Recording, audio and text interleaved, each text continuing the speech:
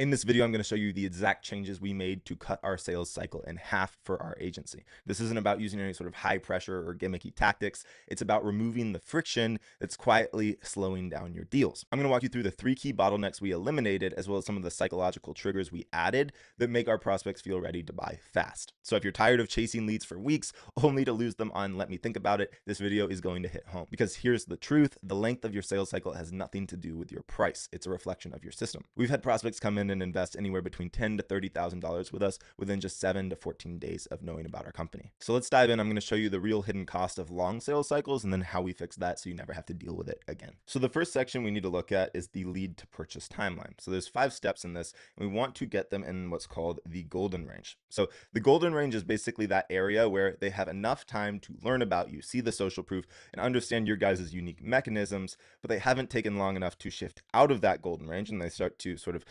expire, if you will, as like the most qualified lead because they start exploring alternatives or eventually losing interest, right? So what we want to do is take them when they become a lead and they don't have enough info, right? And we want to try and cut this section down as much as possible, right? We want to condense the amount of time it takes for them to consume long form content, retargeting on short form platforms, and then also email and text campaigns. And we want to personalize those as much as possible.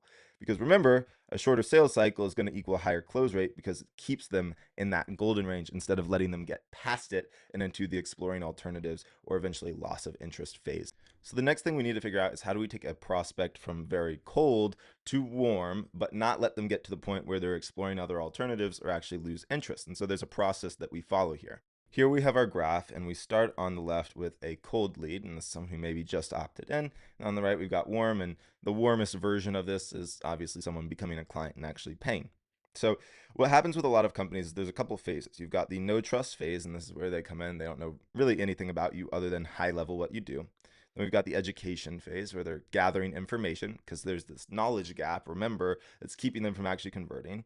Once they've crossed that knowledge gap and they've gotten enough education, they're going to be ready to buy. And then after they go through that, they're going to answer a couple questions and eventually become a client. Now, what most companies end up doing is they put a lot of that pressure strictly on the sales team. So marketing's main job is obviously to push qualified leads through, but they don't really pay any sort of attention to the nurturing side of things. But when you're running a business, you're trying to balance the pressure on each part of the process. And if a sales team gets people that are very cold and have no nurturing, it makes the process a lot slower and also a lot more reliant on 1 or 2 top salespeople that are able to convert these cold leads. So to prepare the business for scale and make it something that can grow without relying on like 1 or 2 all-star A players, marketing needs to take a little bit more of that burden off of sales. What we're going to have marketing do instead is add to that first sort of 80% where we get them to that ready to buy stage where they've already gotten all the information. They already have a lot of clarity on what you can do, and they can already sort of visualize how it would apply to their business or their personal life, depending on what you're selling. And then at that stage, they then book in with the sales team. Now, there are a few levers we can pull in the marketing that helps do this a lot more efficiently. But one of the first things you can do is on your forms before someone books in, is you give them the option to select how prepared are they to invest. We don't want people coming in and just booking calls because they think there's strictly free value. We want them to understand there's something that will be transacted on the other end. And so we make that very clear in our forms. It's like, hey, how prepared are you to invest in your business? And we'll also sometimes give them a range of how much that's actually going to cost. The reason we do this now is a lot of people in 2025 and going into 2026 don't want to have to hop on a sales call to gather info. They want to be able to do their research and then book in when they're pretty certain that this is the thing for them. And they just have a couple final questions that need to be answered. Now, there are 2 other things that can actually really get in the way of converting people on the calls, right? What we really want to do is prevent something from going wrong on the calls as opposed to trying to fix it after that happens. And the first thing is getting the wrong types of people or not all the decision makers on board. So what we implement in our funnels at the top is we give them options on who they can select in terms of what they are. So for example, for a funding offer, right, we're going to have them select if they're a sole proprietor, a partnership, an S corporation, limited liability company, or a C corporation. If they don't have a business, they can't select one of these and that person won't be let through.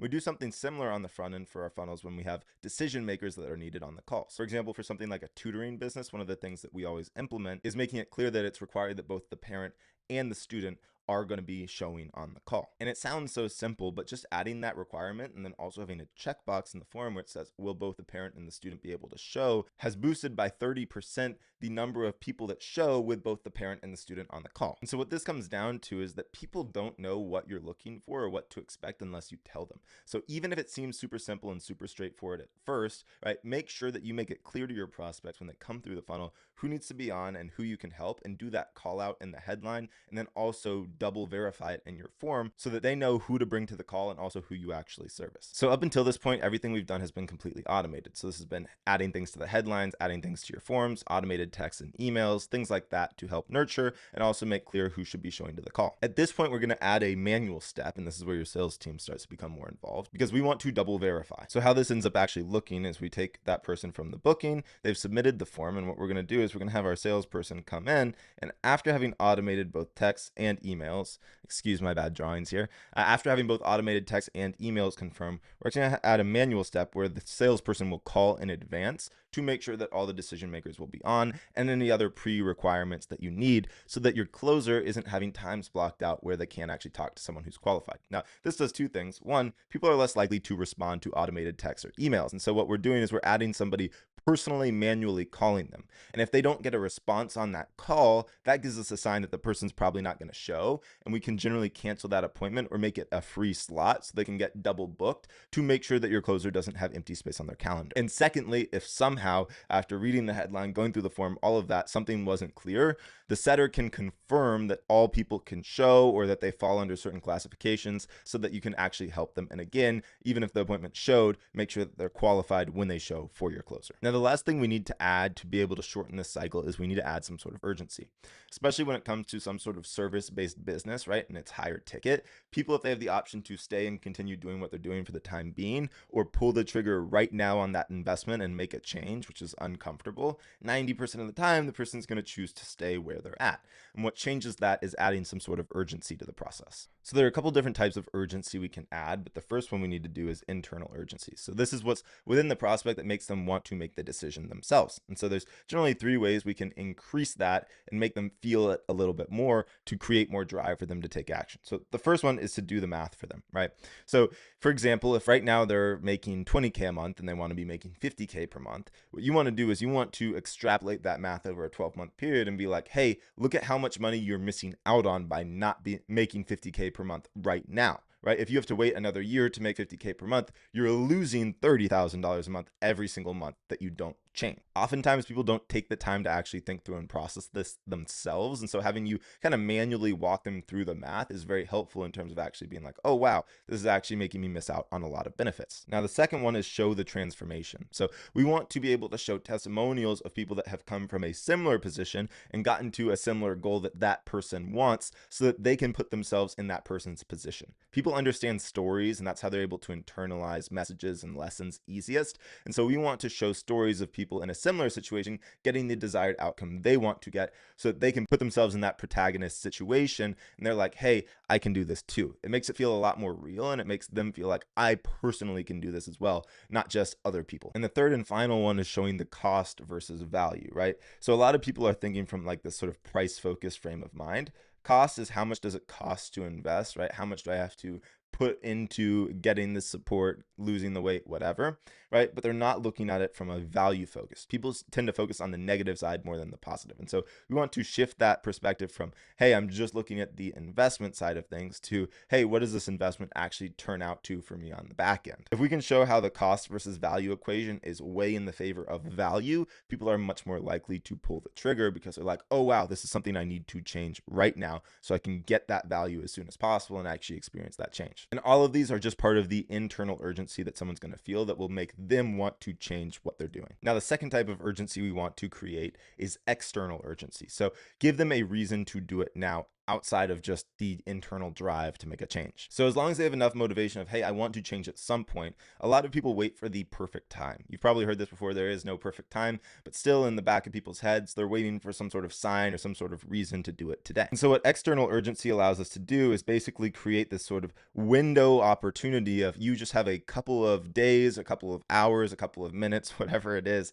to pull the trigger and get the best sort of deal for yourself. And if you don't do it now, you're going to miss out on something in the future. So what this visual is basically demonstrating is this is the majority of the time, right? People don't want to make the decision. We're giving them that green light right now of, hey, if you've ever wanted to do this, you're now going to get these 6 extra bonuses if you do this right now. One example of someone who does this well is Alex Hormozy. If you watched 2 months ago, roughly at this point, his launch for his new book, what he did is he created a reason to pull the trigger on the webinar live because there were bonuses that you wouldn't get if you purchased after the webinar, right?